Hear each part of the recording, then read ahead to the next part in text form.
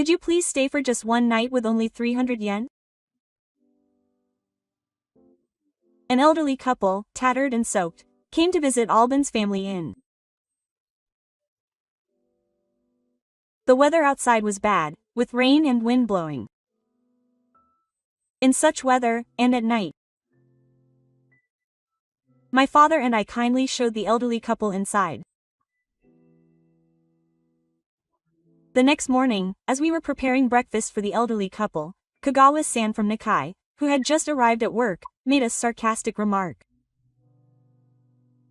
"You're even serving breakfast to guests who only have 300 yen? She looked exasperated and went off somewhere without helping with the preparations. It's no wonder she behaved like that. Unfortunately, Kagawa-san doesn't know who the elderly couple are. My name is Shibata now, 38 years old.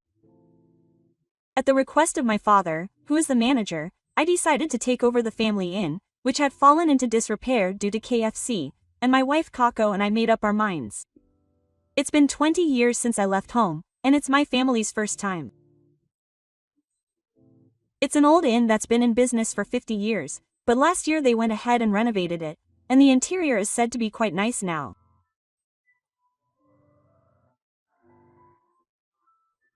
However, just as the renovation was about to begin and the time had come to add new items, the proprietress, or rather my mother, fell ill. The inn was located in a high-quality hot spring area, and thanks to the proprietress's popularity, there were many regular customers and reservations were booked up for the next 6 months. It was too late to turn away customers who were looking forward to the reopening just because the proprietress was gone.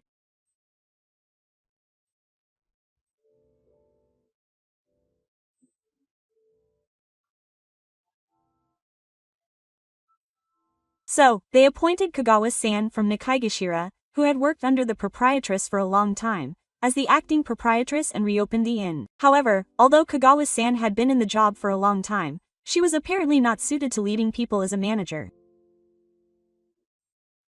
Soon after reopening, the employees began to complain and some even quit. It was probably also because she had become too arrogant after becoming the proprietress. As a result of continuing to operate without sufficient staff, customers began to complain. This was because the service was not up to par. Furthermore, the food's reputation even went down. Service is the lifeblood of an inn. Even the same food can taste good or not depending on how it is presented. Even hiring new staff was no good.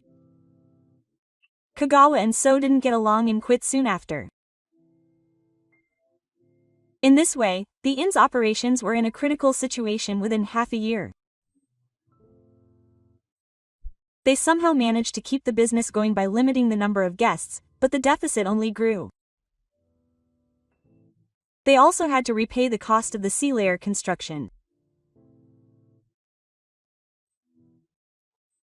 Facing the most urgent situation since the inn opened, my father contacted me in desperation, desperate to find control.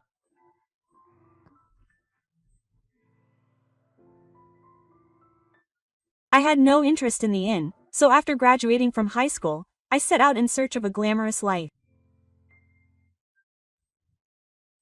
After that, I spent 20 years moving around the Kanto prefectures, changing jobs as I went, following the sea, but finally settled in Hakone, one of the most famous hot spring resorts in Kanto.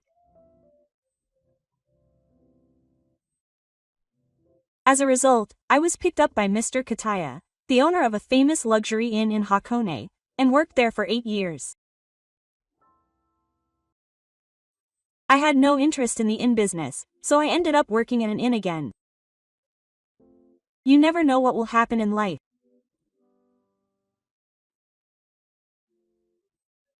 At first, I didn't want to do it, but Mr. Kataya's passion for his work, his friendly colleagues, and later, when I got married and worked with his children, I realized the wonders of the inn business.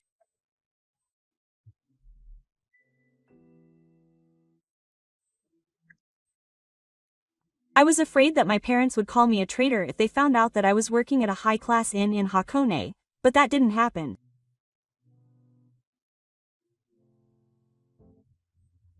They both supported me wholeheartedly. I also began to think that after training in Hakone for about 10 years, I would eventually return home to help out with the family business. However, with only 2 years left, Atsuchi collapsed. Kataya-san cheered me on as I decided to return home to help my parents, and the girl who decided to follow me.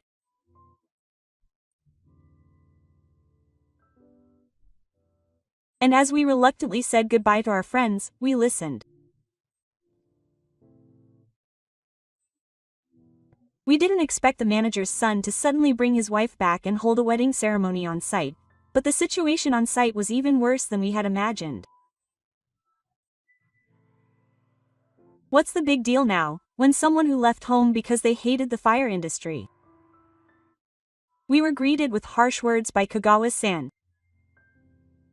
It seemed that to her, we were nothing more than a nuisance. I had known Kagawa-san for a long time. She had been working at our inn since she was 18. When I was a second-year high school student, Kagawa-san had been doing things on her own. According to my husband, she had to leave home to work due to family circumstances.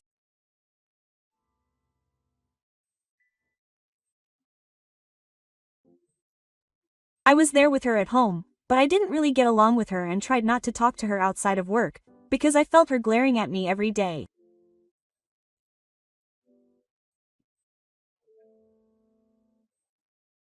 At that time, I found the 5 people waiting after school to help out at the inn and Kagawa's behavior to be nothing more than a nuisance.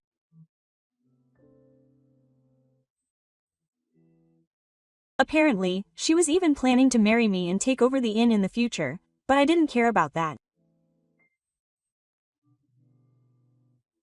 I ran away to Tokyo in search of freedom.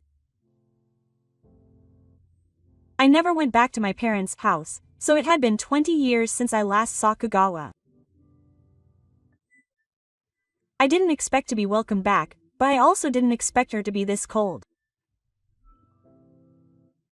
Kanako was probably the most surprised of all. She seemed to be quite young as her bride, but is that okay? Please don't get in the way. Quote. Yes, Kanako replied, taking it as an ill-conceived remark. That kind of attitude wouldn't be appropriate for a colleague who was going to start working with me the next day. Besides, the reason I was called back was because the inn was in financial trouble. I wonder if Kagawa, who is partly responsible for this, is aware of it. What kind of attitude does he usually have towards his colleagues? No one will follow him if he's like that, and it's no wonder that customers complain. Relationships in the workplace are important. Because even if you try to put on a good front, a rough atmosphere at work will definitely be conveyed to customers. This is something that Kataya-san had been telling us over and over again.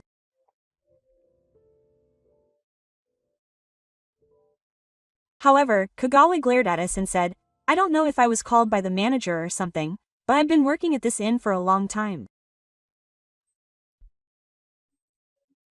I don't want someone like you who just showed up now to interfere. Quote. And so the first day of parasitism was a disaster. I complained to my father about Kagawa.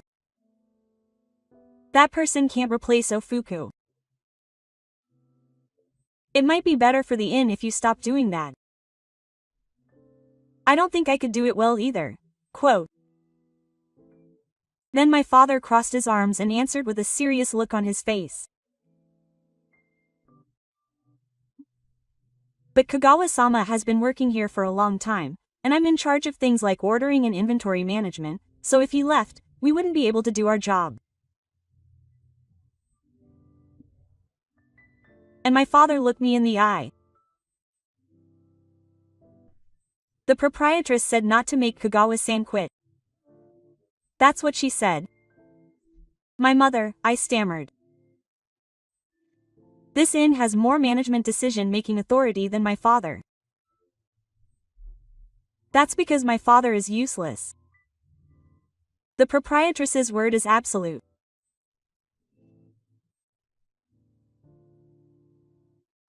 Since we've come all the way back, let's do everything we can. Kanako grabbed my arm and said, I'm counting on you. I had no choice but to shake my head in denial. The incident happened the next day. Bad weather was expected due to the approaching typhoon, so the reservations we had made were cancelled. It was night when my father and I were taking a breather. A couple came to visit. They looked, well, ragged. They had probably come on foot in the rain and strong wind.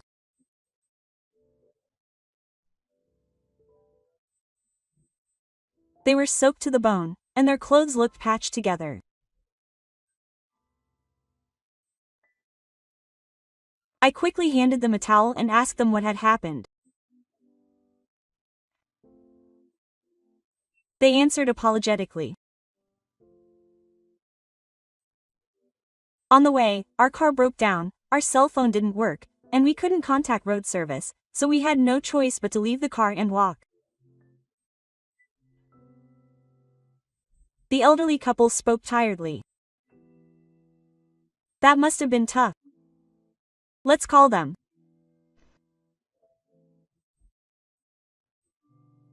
The elderly couple smiled as if relieved, but immediately after that they looked down and said in a small voice, We only have 300 yen, so can we just park here for one night?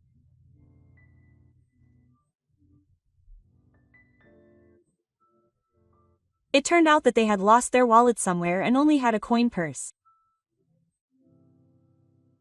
Okay. We can talk about this later, so please come inside. First, please take a bath in the hot spring. In the meantime, we'll prepare the meal in the room, so I immediately took the elderly couple's luggage and coat.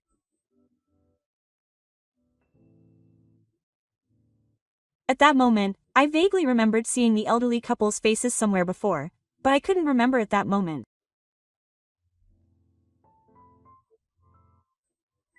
I passed Kagawa-san on my way to prepare the room and told her that we had a new guest, and asked her to prepare the meal. Then she glared at me. Why don't you tell that young bride? I'm done for today, so I'm going home. And then he went back to his room with Sokusa. I could only watch his back, dumbfounded. The inn where my family lived was famous in the local area.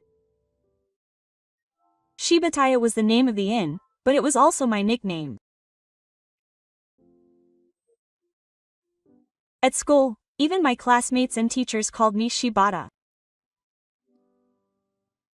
At the time, I was embarrassed and disliked it. There was no way I was going to stay at the inn anyway, and all I could think about was leaving my hometown in the mountains and going to the city. However, Tokyo wasn't as easy as I had imagined, and even when I tried to hunt for a room, there were no real estate agents who would deal with a kid who wasn't even 20 years old.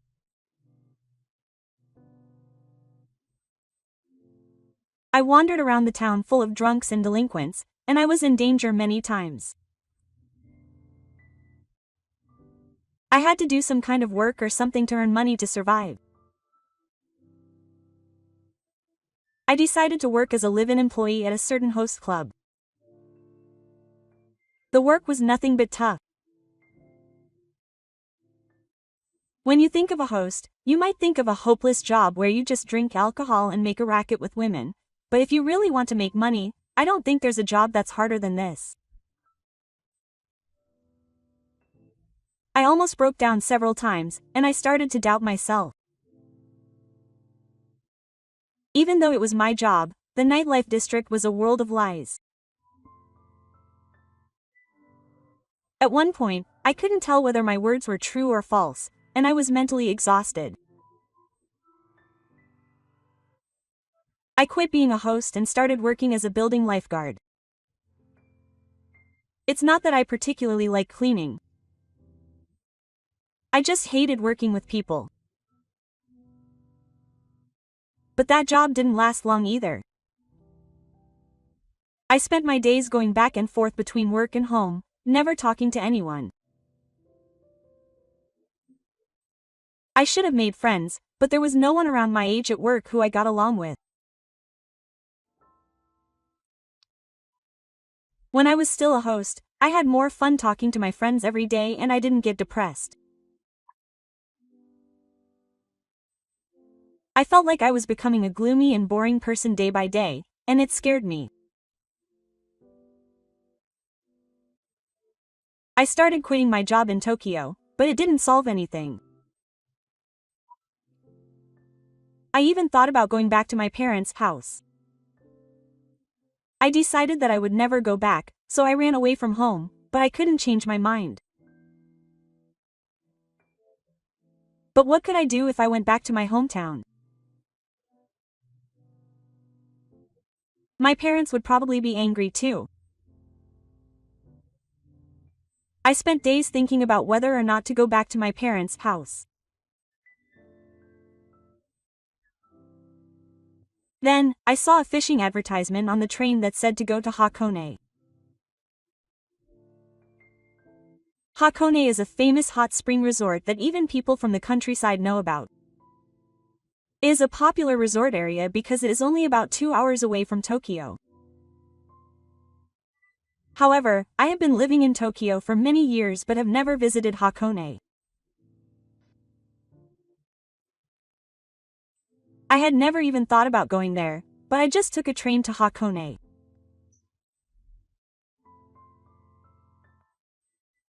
I grew up in the mountains in the countryside, so the mountain scenery was nothing new to me, but the view from the train going up the mountain felt like I had come to another world. The train was different from Tokyo, and all the passengers were laughing happily. I naturally started to feel a little happy too. I walked up the hill through the area bustling with tourists and through the road.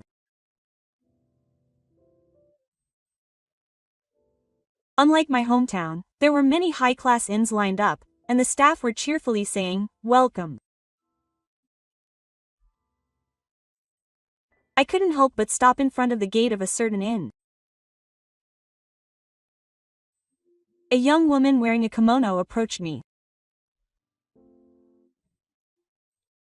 With a confident smile, she asked if I had a reservation. When I shook my head and said, "No, I'm not a customer," she said, "Oh, then you must be here for an interview. Please come this way," and guided me inside the building. I couldn't refuse and followed her. The lobby was spacious as soon as I entered, and the windows overlooked a Japanese garden, creating a calm atmosphere. The decorations were elegant and refined, and the shop looked like it was lined with art pieces. It was truly a high-class inn. Above all, the staff I passed greeted me with a gentle smile. I could feel refreshed if I stayed at an inn like this. I was overwhelmed by the hospitality of this high-class inn, and I continued to have casual conversations with the female guide as I headed to Osatsu. There I found the owner, Kataya-san. "You're 30 minutes late. If you're going to be late, you should at least let them know. This job is time-consuming." I suddenly said goodbye and couldn't help but apologize. Kataya-san was dignified and stern. But the next moment, his face became gentle. But he'd come all this way, so he should take his time. Kanako-chan, make him some tea. Yes, the woman who had guided me here was Kanako. She said, yes, and smiled at me again. So, regarding the resume you sent me, Tani-san looked at my face as he spread out the documents. Huh? You look much younger than you do in the photo on this resume. Are you really 35? No, you're not. I looked down. And the next moment, I blurted out words I had never thought I'd hear. Please let me work here. I'll do any chores. I want to know what a real inn is like. For the first time in my life, I wanted to work properly. So I told Kataya-san everything, including that my family ran an inn, how I came to Tokyo, and that I had been working as a postman.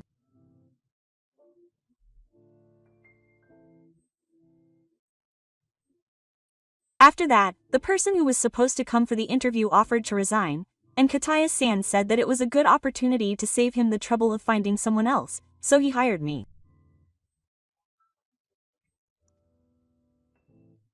Even though I was the son of an innkeeper and had no knowledge of the customer service side of things, everyone was kind enough to teach me the job from scratch. I think that incident was a turning point in my life.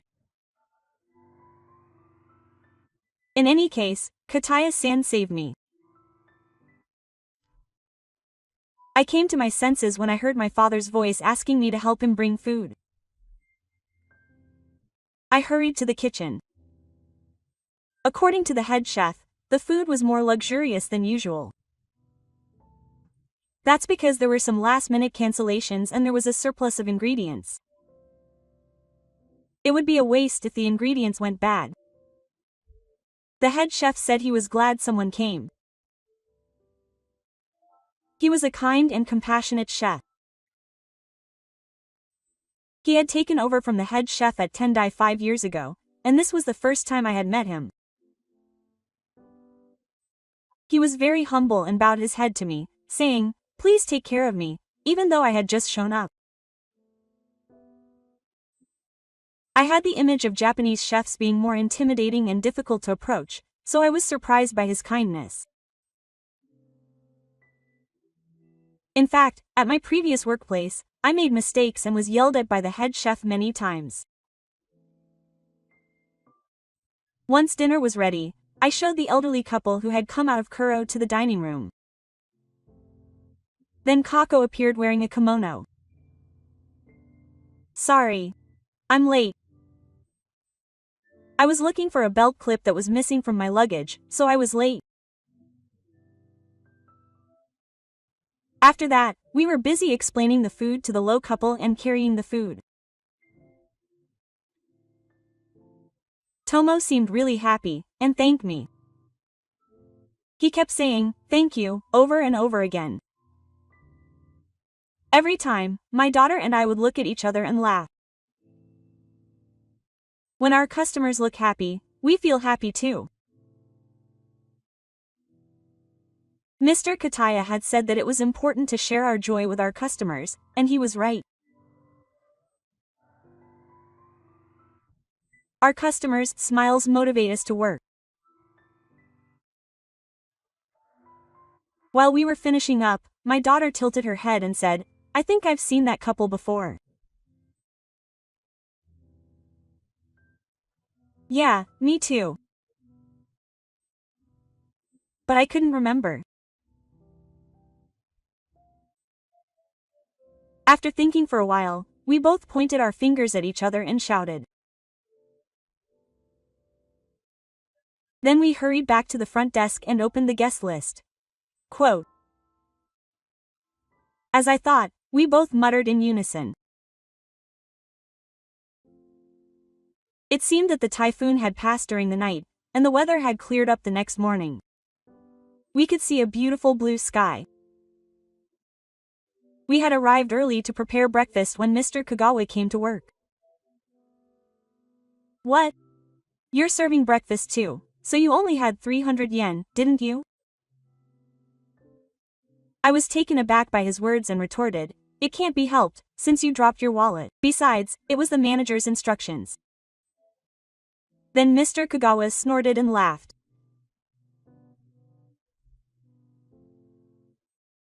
That guy's always been meddling in things even though he's useless.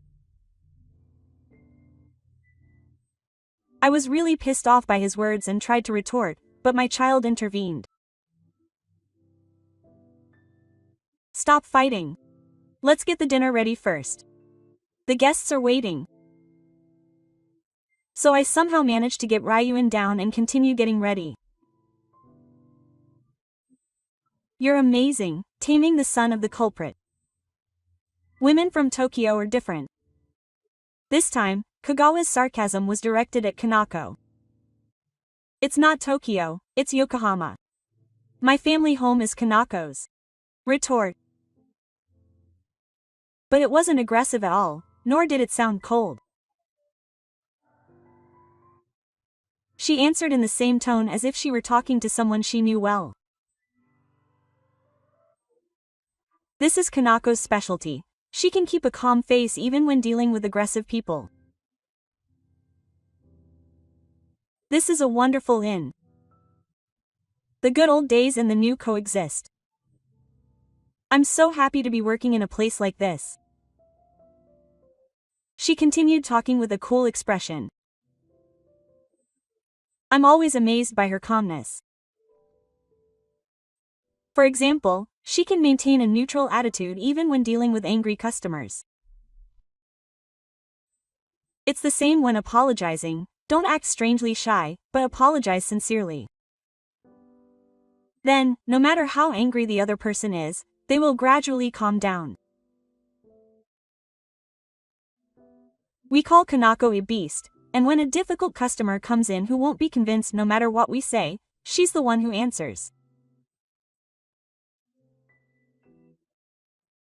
Kagawa, who thought he had provoked Kanako, seemed to be thrown off by her reaction. She's kind of a strange girl. I wonder if she can do her job with such a carefree attitude.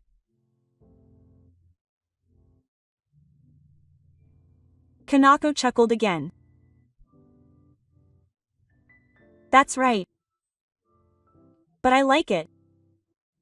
I love this job. So please let me learn as much as I can. Kagawa finally seemed to have had enough, snorted and disappeared into the back, looking dissatisfied. I wonder how Kanako can stay calm when someone says that to her. When I said this with interest, she asked me again, wondering what I meant. His girlfriend will surely become a big shot in this industry. I was convinced of that. After letting the couple out, we all cleaned up the mess from yesterday's rain and wind.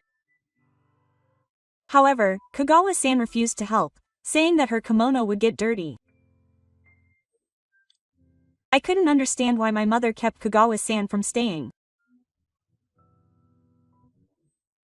I thought that if she left and the child took charge, everyone would follow. This inn is small, but very spacious. It took us until after we arrived to finally gather the notes and prepare everything to welcome today's guests.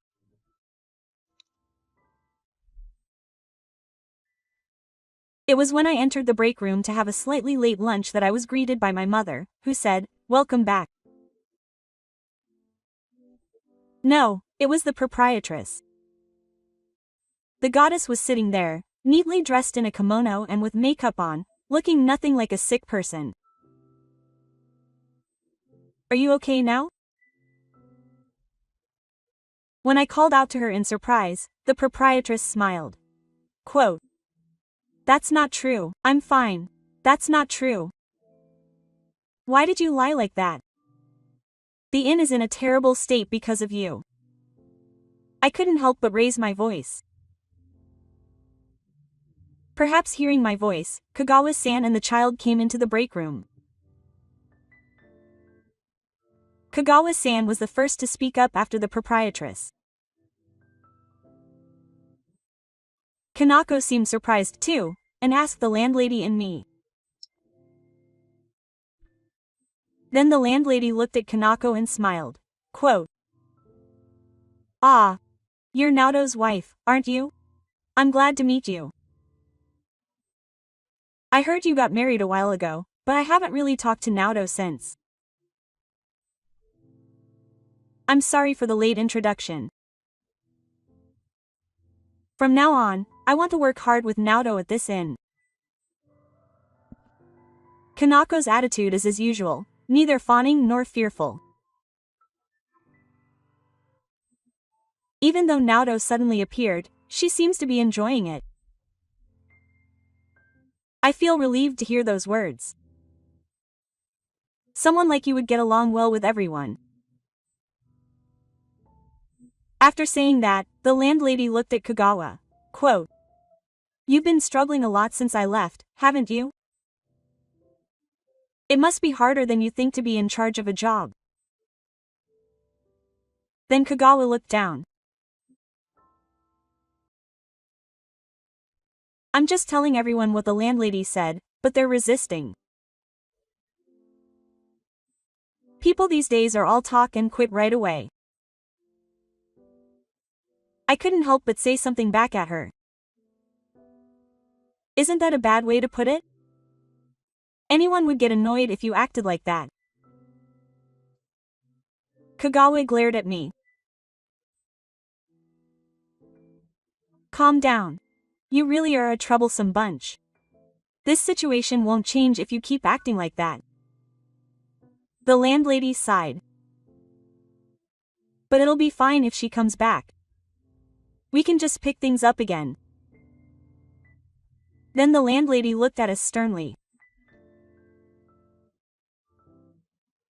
The reason I took a break this time was because I wanted to see if this inn would run without me.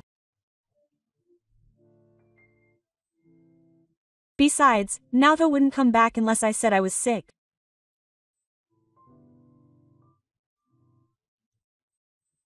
What a landlady, pretending to be sick just to test the employees. The results were just as I expected. The relationship of trust was broken and some people left the inn.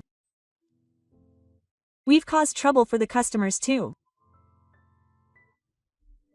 Kagawa apologized and humbled herself.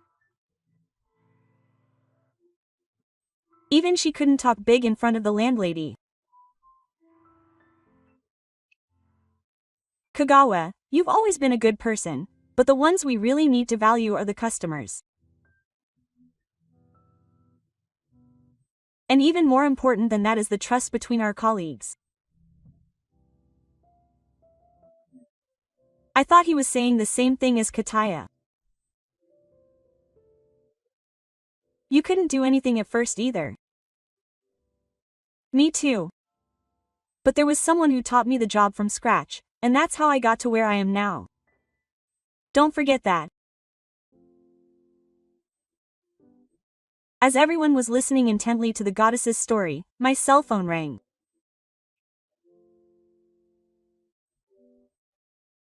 Even though we were talking about something important, To puffed out his cheeks. Seeing that, the landlady exclaimed, "You're cute," and the tension disappeared all at once.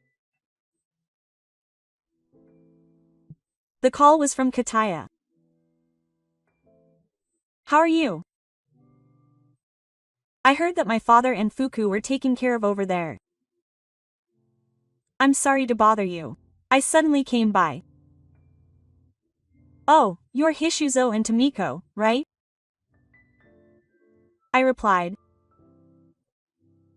"I'm sure I've met that old couple before." It was when Kataya invited my parents to his birthday at the previous inn. They're retired now, but I heard that they were the ones who made the Kita Hotel Group the best in Japan. Hearing his name, the landlady exclaimed in surprise, "Kataya Osamu-sama."